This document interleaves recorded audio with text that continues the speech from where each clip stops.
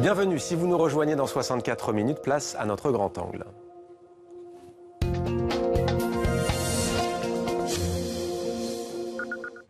Depuis que sa couverture paye Yafouille et patate, il ne la voit plus dans sa soupe. Si cette phrase n'a aucun sens pour vous, rassurez-vous, vous n'êtes pas les seuls. Un petit ouvrage peut vous sauver dans Casse-moi l'os. 3 auteurs se penchent sur 180 expressions utilisées dans cette vaste contrée qu'est la francophonie, peuplée de près de 300 millions de locuteurs. Avec nous pour en parler, Romain Eyramandi, merci d'être avec nous. À vos côtés, Salah Ben Mefta, un livre écrit à 3, puisqu'il y a aussi Yves Hirschfeld qui a collaboré à cet ouvrage. Parlez-vous francophone, le livre poche, c'est un inédit. Romain Eyramandi, tu es rare, comme le caviar. Ça veut dire quoi? Où est-ce qu'on l'utilise? Mais alors, expression utilisée au Cameroun, mais dans d'autres pays, pour signifier à quelqu'un que il n'est pas très visible en ce moment. C'est quelqu'un qui se fait un peu rare. Donc on l'associe en fait au caviar, qui est un mets réputé rare, comme son nom l'indique. Et voilà, ça fait partie des expressions effectivement qu'on est allé chercher avec Salah et Yves. Comment vous êtes allé les chercher d'ailleurs, Salah Ben Mefta, ces expressions? Alors, à partir de plusieurs sources. Bonjour, pardon. D'abord, j'en profite aussi pour remercier l'Organisation internationale de la francophonie qui nous a soutenus pour pouvoir publier ce livre. Donc, ils nous ont donné accès à toute leur base de données lexicographiques. Donc avec aussi leur réseau de correcteurs. Évidemment, il y a une source inépuisable qui est Internet. Et la source la plus fiable, et c'est sur laquelle on s'est basé, et qui nous a permis vraiment de s'éclater en écrivant ce livre, c'est au fil de nos pérégrinations et nos expériences. Notamment le Cameroun, puisque vous y travaillez en partie, vous travaillez en Afrique. Donc le terrain, le vécu, c'est là que vous avez puisé aussi ces expressions. Oui, tout à fait. On est tous les deux d'abord nés en Afrique, moi au Cameroun, Salah en Tunisie. Et c'est vrai qu'on s'est rencontrés au Cameroun et que lorsque l'idée est née de créer ce jeu, on a voulu évidemment s'inspirer du lieu de nos rencontres et de tout ce dont on s'enrichissait à ce moment-là. Et donc est né comme ça, en fait, le fait que lorsqu'on revenait, par exemple, en France, on avait souvent des difficultés pour se faire comprendre quand on utilisait une expression. Parce que vous aviez pris le pli au fond de ces expressions. Oui. Casse-moi l'os, c'est le titre du livre. Est-ce que vous pouvez nous dire ce que c'est et peut-être nous faire une démonstration physique de ce que c'est? Typiquement, casse-moi l'os, en fait, c'est tapement 5, c'est le fait de se saluer, mais de façon... Ah, vous avez bien sonore. réussi. Après plusieurs essais infructueux avant l'antenne. Vous avez réussi, on a de la chance. C'est en fait tout simplement le fait de faire claquer le doigt de la personne à qui l'on serre la main avec du pouce au majeur. Hein. Oui, et l'imagination finit par associer ce son au craquement d'un os, en fait. Et donc, casse-moi l'os est devenu serre-moi la main. Une salutation. L'enfant Nivakine, elle est pour vous. L'enfant Nivakine, bon. Avant tout voyage en Afrique, comme vous le savez, on doit prendre des antipaludéens, de la Nivakine en l'occurrence. Et donc l'enfant Nivakine désigne un enfant turbulent en fait. Parce qu'il y a des effets secondaires, voilà, on comprend bien entendu ce médicament provoque. Alors il y en a un qui est assez drôle à écouter. Lorsque je cherche mon ziboulateur, que cherche-t-on? Alors le ziboulateur en fait vient d'un mot lingala, ziboula, et donc ça désigne en fait un tire-bouchon. Ouais. Et c'est un mot qui est utilisé en République centrafricaine et qui est... ça vient du lingala ziboula, en fait, qui veut dire ouvrir. Ouvrir, tout à fait. Oui, on peut ouvrir une bouteille avec. Ouais. Alors, vous n'êtes ni linguiste tous les deux, ni lexicographe, vous le précisez. Vous mentionniez l'Organisation internationale de la francophonie qui vous a aidé à réaliser cet ouvrage. Qu'est-ce qui vous a incité à écrire ce livre? L'idée de base, c'était de créer un jeu de société. Voilà, aujourd'hui autour des mots, parce que nous sommes... Oui, parce qu'on rappelle, on ne l'a pas encore dit, c'est sous forme de quiz. Hein, donc, question, réponse, et on peut même mesurer son niveau de francophonie, j'allais dire, et non pas de langue française. Donc, au départ, vous voulez créer un jeu. Hein. Voilà, un jeu. Voilà. Le but, c'était vraiment d'écrire, d'écrire un livre ludique et instructif à la fois, voilà, qui s'adresse vraiment à toute la famille, des enfants aux gens plus âgés. Donc voilà, l'idée elle a plutôt émergé, créer un jeu de société. Et voilà, de par nos expériences qu'on vient de vous relater, l'idée a émergé de coucher ça, parce que vu la richesse, toutes ces expressions imagées, drôles, poétiques, voilà, on avait saisi le potentiel. On s'était dit qu'à partir de cette base-là, on pouvait créer quelque chose qui pouvait quand même déjà susciter l'intérêt et amuser les gens. Ouais, le point de départ, en fait, on s'est dit ce serait drôle d'avoir un jeu qui soit une sorte de dictionnaire où on pourrait traduire le français en français. Voilà, c'est parti de ça, ce qui nous paraissait un peu au départ un peu ubuesque. Et puis on s'est dit, bon, créons ce jeu. Donc ça a été d'abord un jeu de société qui s'appelle Motamoté. Et avec le livre de poche, on en a fait Casmolos qui est, je pense, plus intéressant dans le sens où c'est un livre d'abord, un livre à jouer, puisqu'on a creusé beaucoup plus. Alors d'autres expressions, il y en a une que je connais, que j'ai découverte au Mali, c'est la France au revoir, une expression qui m'intriguait lorsque je demande au Mali. On m'a dit c'est tout simplement une voiture, une vieille voiture qui a quitté le continent européen pour arriver en Afrique. On l'appelle donc au revoir la France ou la France au revoir. Allez, peut-être pour vous, ça là, les manges-mille sont à l'affût. Les manges-mille.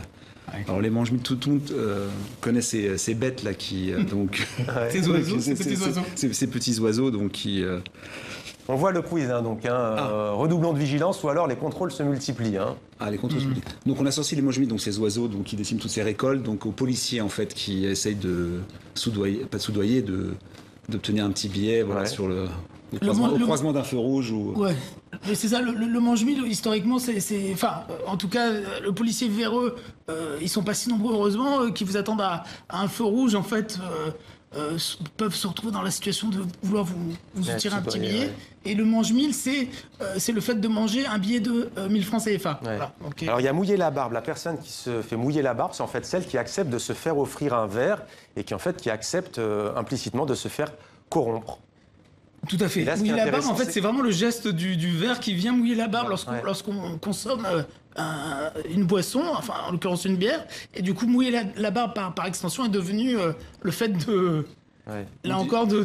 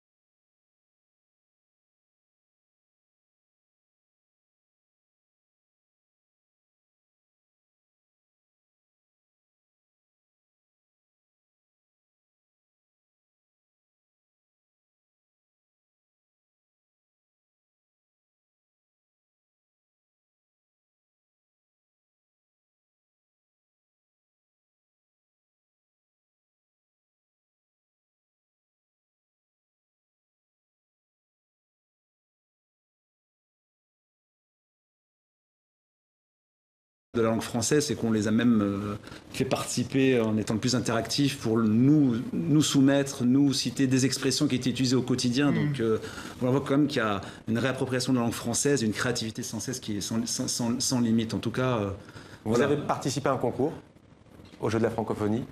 Vous y étiez Non, on était seulement pour animer des ateliers ludiques. Des ateliers, en fait. Auprès de qui? L'EIF, invité par l'EIF. Auprès de la jeunesse en fait qui fréquentait le salon, et donc on a passé beaucoup de temps comme ça à s'enrichir mutuellement, quoi, parce qu'évidemment on a appris beaucoup d'expressions. Kasmalos se dit là-bas, prends pour moi. Donc c'est quelque chose qu'on a découvert justement. Prends pour moi, donc serre-moi la main. Oui, en faisant ce bruit là. Ouais. Alors ce livre, vous l'avez donc publié en poche cette fois-ci. La suite, quelle est-elle? Vous allez continuer ce travail, vous qui travaillez en Afrique? Alors on parlait de la langue française. Elle est aussi régionale en France. Chaque région aussi parle à ses expressions. Donc on imagine décliner ce livre sur les expressions régionales. Et on travaille actuellement sur un projet de format court. Parce que bon, on s'est dit, ces expressions imagées, poétiques, comme on se le disait, pouvaient donc prendre forme de manière visuelle. Cinématographique. Donc on est sur un projet en ce moment sur un court-métrage ou un film avec seulement des expressions Pourquoi pas? Commençons par format court, mais sous-titré. Mais le format court est intéressant parce qu'on s'est rendu compte que l'imaginaire travaillait beaucoup en fait. Ouais. Dans certaines expressions, on va très très loin. Merci beaucoup Salah Ben Mefta, Romain Eyeramendi. C'est avec Yves Hirschfeld, donc Kasmalos. Parlez-vous francophone, jeu en 180 questions. Merci à vous. Merci à vous.